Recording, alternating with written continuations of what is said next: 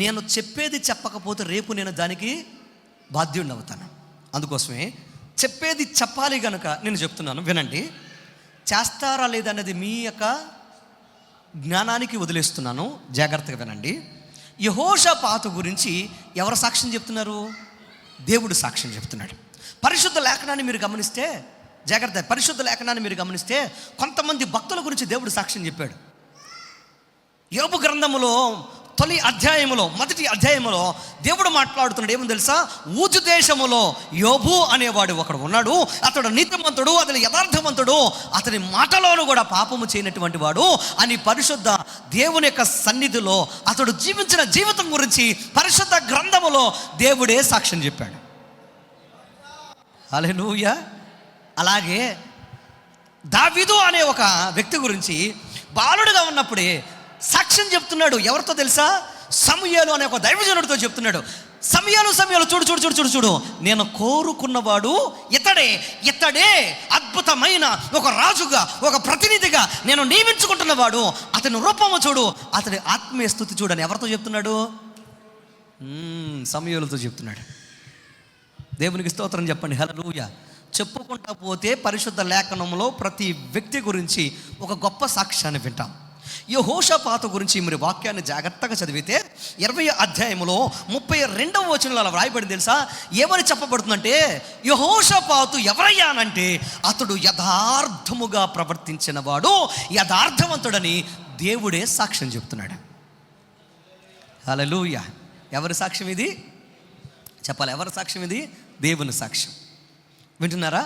ఒక వ్యక్తి యొక్క విజయకరమైన జీవితం అనేది, ఒక వ్యక్తి యొక్క జీవితంలో విజయం అనేది దేని మీద ఆధారపడి ఉంటుంది తెలుసా? అతని యొక్క యథార్థత మీద ఆధారపడి ఉంటుంది. దేని మీద ఆధారపడి ఉంటుంది? ఒక వ్యక్తి యొక్క యథార్థత మీద ఆధారపడి ఉంటుంది. నీ జీవితంలో నువ్వు ఎంత యథార్థంగా ఉంటే అంత దేవుని యొక్క ఆశీర్వాదానికి, అంత దేవుని యొక్క విజయానికి దగ్గరగా ఉంటాం. వింటున్నారా చెప్పిన మాట? యథార్థతను కోల్పోయారనుకో జేబులు నింపబడతాయి, పాకెట్లు నింపబడతాయి. విన్నారా? కడుపు నిండుద్ది, మన ఇల్లు నిండుద్ది, మన యొక్క జీవితం సుఖంగా సంతోషంగా ఉన్నట్టు అనిపిస్తుంది. కానీ దేని కోల్పోతాం తెలుసా? దేవుడిచ్చే నిజమైన విజయాన్ని, పరలోక రాజ్యంలో చోటును మనం చెప్పండి కోల్పోతాం. మీకు అర్థమైందని చెప్పిన మాట. అందుకోసమే దేవుని మహాకృపను బట్టి ధైర్యంగా చెప్పగలను, నేను ఏ పని చేసినా యథార్థంగా ఉండడానికి ప్రయత్నం చేస్తాను. లెక్క రాస్తాను, ఎంత ఖర్చు అయిందో చూస్తాను, ఎంత వచ్చిందో చూస్తాను. ఎప్పుడైనా కానీ చెప్పాల్సి వచ్చినా, ఎవరికైనా నేను మాట్లాడాల్సి వచ్చినా ఇది జరిగింది అని చెప్పడానికి నేను ప్రయత్నం చేస్తాను. ఎందుకో చెప్పనా? నాకు చాలా కాన్షియస్లో నుండి మాట్లాడుతున్నాను, అంటే స్పృహలో ఉండి మాట మాట్లాడుతున్నాను. జాగ్రత్తగా రండి. నేను పరిచయం చేస్తూ నాకు నేనుగా ఈ మాట మీకు చెప్తున్నాను. ఒక దైవజనుడిగా మీరు కూడా ఒకవేళ ఈ సాక్ష్యాన్ని బట్టి మీరు కూడా ప్రభావితం చేయబడి మీరు కూడా ఇలా జీవిస్తే మీకు మంచిది, ఒక్కరైనా ప్రేరేపించబడతారేమన్న ఉద్దేశంతో ఈ మాట చెప్తున్నాను. నా గొప్పతనం చెప్పుకోవడానికి ఈ మాట చెప్పట్లేదు. నేను ఎప్పుడు ఇలా ఆలోచించుకుంటాను. 2 విషయాలు చాలా జాగ్రత్త పడతాను, 2 విషయాలు చాలా కంగారు పడతాను. ఒకటేంటంటే, నేను ఎంత సేవ చేసినా కానీ ఒక 10,000 దగ్గర, లేకపోతే ఒక 5,000 దగ్గర, లేకపోతే ఒక 1,000 రూపాయల దగ్గర, ఒక 100 రూపాయల దగ్గర, ఒక 1,00,000 రూపాయల దగ్గర నా యథార్థతను నేను కోల్పోయాను అనుకో, నేను కోల్పోయేది ఏంటి తెలుసా? చెప్పండి, ఏం కోల్పోతా? పరలోక రాజ్యాన్ని, నిత్య జీవాన్ని కోల్పోతా. రెండవది, నేను కంగారు పడే విషయం ఏంటి చెప్పనా? బాగా కంగారు పడే విషయం ఏంటంటే, నేను చేసే ప్రతి పనికి తగిన ప్రతిఫలం నా కడుపులో పుట్టిన పిల్లలు అనుభవిస్తారు. ఇది నన్ను బాగా కలిసి వేస్తుంది. దేవుని సాక్షిగా చెప్తున్నాను, బైబిల్ పట్టుకొని బలిపీఠం మీద చెప్తున్నాను. నేను ఏం చేసినా దాని ప్రతిఫలం ఎవరికి ఉంటుంది? నా పిల్ల తరాలకు ఉంటుంది. అంటే ఎలాగా? శారీరకంగా నేను జన్మనిచ్చిన వారికి. రెండవది, నేను ఆత్మీకంగా జన్మనిస్తాను చూసారా, వారి మీద కూడా దాని ప్రభావం ఉంటుంది. మీకు అర్థమైందని చెప్పిన మాట. అందుకోసమే నేను చాలా కాన్షియస్గా ఉంటాను ఈ విషయంలో. అబద్ధం ఆడినా, అన్యాయం చేసినా, వింటున్నారా, నా పరిధిలో ఉన్న దాని అంతవరకు కూడా చాలా జాగ్రత్తగా ఉండడానికి ప్రయత్నం చేస్తాను. మీకు అర్థమైందని చెప్పిన మాట. మీరు కూడా ఈ లక్షణాన్ని కనుక మీ గుండెల్లోకి తీసుకోగలిగితే, వింటున్నారా, అప్పుడు తప్పకుండా మీ జీవితంలో భయంకరమైన శ్రమ కాలంలో కూడా దేవుడు మిమ్మల్ని నిలబెట్టి మీకు విజయాన్ని ఇస్తాడు. హల్లెలూయా. రెండు చేతులైతే హల్లెలూయా. ఎందుకు ఈ మాట మీకు చెప్తున్నాను తెలుసా? జీవితంలో మనం ఎప్పుడైతే మనం తడబడతామో యథార్థత విషయంలో, మన ఆత్మీయ జీవితాలు కనుమరుగైపోతాయి. ఈరోజు సంతృప్తిగా ఉండొచ్చు, రేపు అనేది మనకు లేకుండా మన జీవితంలో చెప్పండి ఖచ్చితంగా పోతుంది, ఖచ్చితంగా పోతుంది. అందుకోసమే మనల్ని మనం పరీక్షించుకోవాలి. నా జీవితంలో నేను యథార్థంగా బ్రతకగలుగుతున్నానా లేదా అని ఒక్కసారి పరిశీలించి చెప్పండి, పరిశీలించి పరీక్షించుకోవాలి. అప్పుడు మన జీవితంలో మన యథార్థతను బట్టి దేవుడు మనతో ఉండి ఆయన కార్యం చేస్తాడు. దేవునికి స్తోత్రం చెప్పండి. హల్లెలూయా. యథార్థవంతులు న్యాయ విమర్శలో నిలబడగలుగుతారు. యథార్థవంతులు చెప్పండి న్యాయ విమర్శలో నిలబడగలుగుతారు. యథార్థవంతులు కొట్టుకుపోరు, యథార్థవంతులు పొట్టువలే ఉండరు. యథార్థవంతులు నిలకడగా ఫలించగలుగుతారు. దేవునికి స్తోత్రం చెప్పండి. హల్లెలూయా. ఈ వాక్యము ద్వారా జాగ్రత్తగా మనం నేర్చుకునే అంశం ఏంటి చెప్పనా? యెహోషాపాతు జీవితంలో మనం నేర్చుకునే బలమైన ఒక అద్భుతమైన ఒక లక్షణం ఏంటంటే యథార్థత. చెప్పండి ఏంటది? యథార్థత. యథార్థత మన జీవితాల్లో మనకు బ్రతుకునిస్తుంది. దేవునికి స్తోత్రం కలుగునుగా. అందుకోసమే జీవితంలో ఎప్పుడూ యథార్థంగా ఉండాలి. ఎలా ఉండాలి? నాకు బాగా నచ్చిన మాట, బాగా ఛాలెంజ్ చేసే మాట ఏంటి తెలుసా? మీరు కూడా చూసుకోండి, అది మీరు వినగానే అవును నిజం అంటారు 100%. ఎందుకంటే అది మనిషి మాట్లాడిన మాట కాదు, పరిశుద్ధంలో రాయబడిన వాక్యంలో వ్రాయబడిన మాట కనుక. యోబు దగ్గరికి వచ్చి తన భార్య అలా అంటుంది, ఏమని తెలుసా? మూర్ఖుడా, మూర్ఖుడా, ఎంతకాలం నువ్వు బాధపడుతూ నన్ను బాధ పెడతావు, ఎంతకాలం సేవలు చేయించుకుంటావు, ఇంకా నీ జీవితంలో నీ యథార్థతను వదలవా అని అంది. ఏమంది?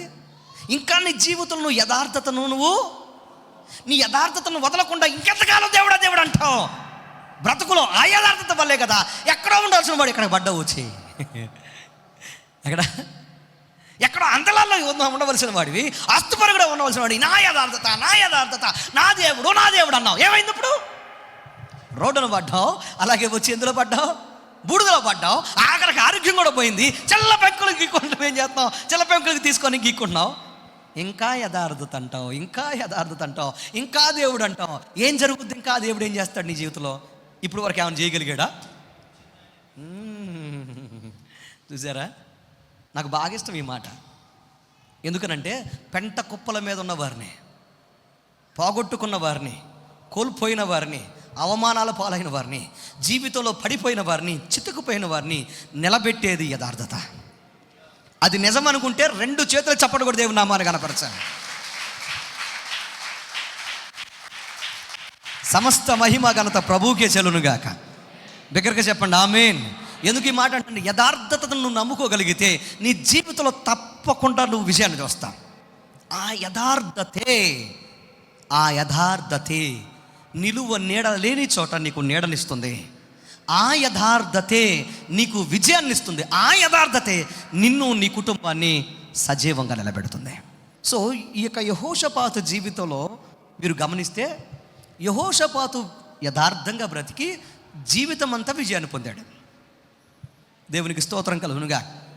ఒంటరిగా జీవించి, గుర్తుపెట్టుకోండి, ఒంటరిగా జీవించి ఎటువంటి సహకారము లేకపోయినా తనకు కొంచెం బాగుపడ్డాడు, కొంచెం అద్భుతంగా జీవిస్తున్నాడు అనుకునేటప్పటికీ 3 రాజులు వచ్చి ఒకేసారి 3 రాజ్యాల సైన్యంతో మీద పడ్డారు. వాక్యాన్ని మీరు చదవగలిగితే ఆ వాక్యం క్లియర్గా వ్రాయబడింది. ఏమని తెలుసా?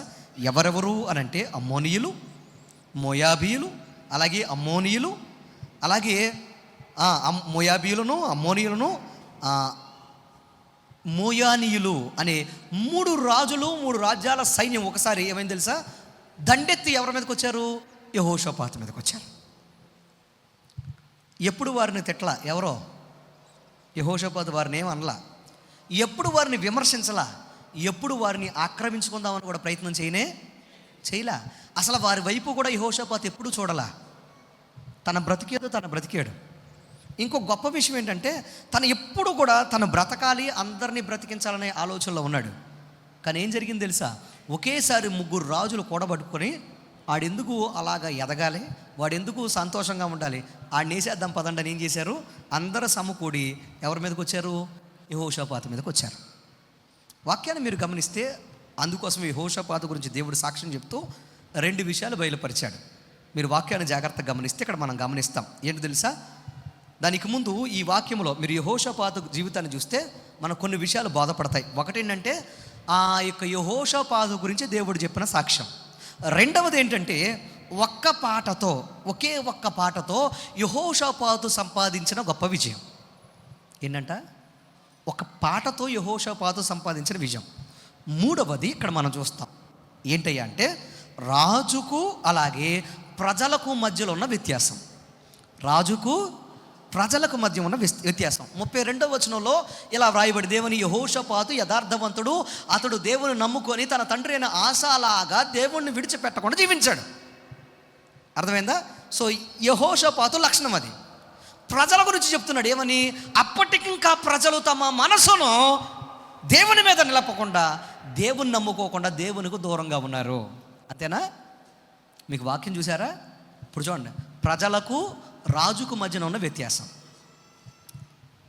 ఏంటా వ్యత్యాసం అని అంటే, రాజు ఏమో దేవుని నమ్ముకొని దేవుని హత్తుకున్నాడు, ప్రజలేమో దేవునికి చెప్పాలి దూరంగా ఉన్నారు. దేవుడు అంటే నమ్మకం లేకుండా భ్రష్టులుగా ఉన్నారు. మరి ఏం చేశాడు అని అంటే, వాక్యాన్ని మీరు గమనిస్తే అద్భుతమైన వాక్యాన్ని మనం చూస్తాం. 2వ దినవృత్తాంతాల గ్రంథం 19వ అధ్యాయము 4వ వచనాన్ని మీరు గమనిస్తే ఏం చేశాడు తెలుసా? యెహోషాపాతు తన జీవితంలో ఒక పని చేయడానికి మొదలుపెట్టాడు. చదవండి ఒక వర్షం చదవండి. 19:4 వచనం చదవండి.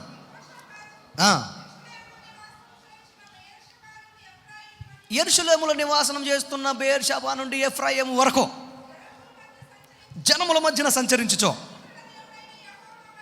తన పితరులైన యెహోవా వైపు వారిని మళ్ళించెను. దేవునికి స్తోత్రం చెప్పండి. హల్లెలూయా. ఏం చేస్తున్నాడు యెహోషాపాతు? చెప్పండి, ఏం చేస్తున్నాడు? యెరూషలేములో ఉన్న ప్రజల మొదలుకొని ఎక్కడి వరకు? బెయేర్షెబా వరకు వివిధ ప్రాంతాల్లో ఉన్న ప్రజల మధ్యలో తిరుగుతున్నాడు. ప్రతిరోజు లేవడం, ప్రజల మధ్యకి వెళ్ళడం, ప్రజలతో మాట్లాడడం. వారు హృదయాలు దేవునికి దూరంగా ఉన్నాయి. వారు దేవునికి దూరంగా పారిపోయారు. దేవుడు అంటే నమ్మకం లేకుండా ఉన్నారు, లోకంలో ఉన్నారు. వారందరికీ చెప్తున్నాడు, మనకంటూ ఒక దేవుడు ఉన్నాడు, మనకంటూ ఒక తండ్రి ఉన్నాడు. మీ మనసులు లోకం వైపు కాదు, మీ మనసులు ఎవరి వైపు తిరగాలి? చెప్పాలి దగ్గరగా, దేవుని వైపు తిరగాలి. దేవుని వైపు తిప్పండి, దేవుని వైపు తిప్పండి, దేవుని వైపు తిప్పండి, దేవుని వైపు తిప్పండి అని ఏం చేశాడు తెలుసా? అందరి మనసులు ఎవరి వైపు తిప్పేశాడు? చెప్పాలి బిగ్గరగా, దేవుని వైపు తిప్పేశాడు. మీకు అర్థమైందా? దేవుని వైపు మనసు లేని ప్రజల యొక్క మనసును యెహోషాపాతు దేవుని వైపు తిప్పాడు. ఎందుకనంటే యెహోషాపాతు సున్నిత హృదయం కలిగి ఉన్నాడు. యెహోషాపాతు సున్నిత హృదయం కలిగి ఉన్నాడు. ఏంటయ్యా ఆ సున్నిత హృదయం అంటే? ప్రజలు పాడైపోతూ ఉంటే నెమ్మదిగా ఉండలేకపోయాడు.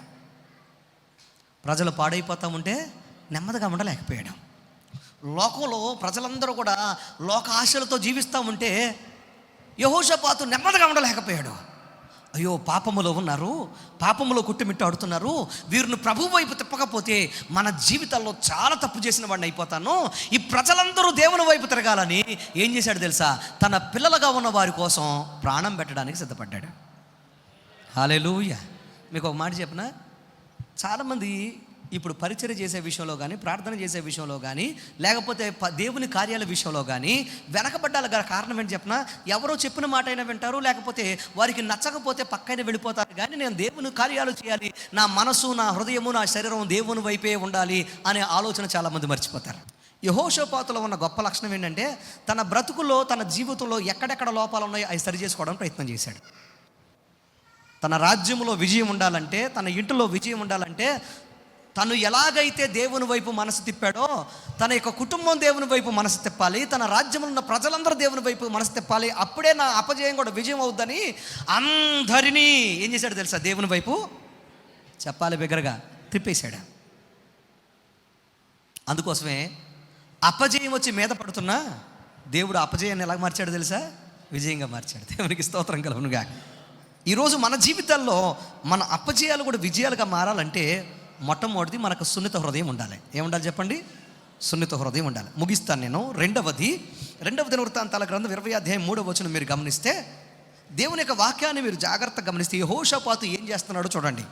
ముగ్గురు రాజులు వచ్చి ఎప్పుడైతే మీద పడ్డానికి సిద్ధంగా ఉన్నారో, యెహోషాపాతు ఏం చేస్తున్నాడు అనంటే దేవుని మీద మనసు నిలుపుకొని, అక్కడ వాక్యాన్ని మీరు గమనిస్తే అందరినీ పిలిచాడు, అందరికీ చాటింపు వేయించాడు, అందరినీ సమకూర్చాడు. యోధా ప్రజలందరినీ సమకూర్చి ఏం చేస్తున్నాడు తెలుసా? మోకరించి ప్రార్థన చేస్తూ ఉపవాసముతో దేవుని వెతకడం ప్రారంభించాడు. దేవునికి స్తోత్రం చెప్పండి, హల్లెలూయా. ఆయన ఒక్కడే దేవుని వెతకడం కాదు, ఆయనతో పాటు ప్రజలందరూ దేవుని వెతికేటట్టుగా చేశాడు. ఏమన్నాడు తెలుసా? యోధా ప్రజలారా, దేవుణ్ణి నమ్ముకోండి. ఎవరు నమ్ముకోండి? దేవుణ్ణి నమ్ముకోండి. యోధా ప్రజలారా, ఆయన ప్రవక్తలను నమ్ముకోండి. యోధా ప్రజలారా, ఈ క్లిష్ట సమయాల్లో మనకు ఎవరూ సహాయం చేయరు, మనకు సహాయం దేవుని దగ్గర నుంచే వస్తుంది. రెండు చేతులెత్తి హల్లెలూయా. క్లిష్టమైన పరిస్థితుల్లో, కష్టమైన పరిస్థితుల్లో, అనారోగ్యాల్లో, బాధల్లో మనకు సహాయం దేవుని దగ్గర నుంచే వస్తుంది.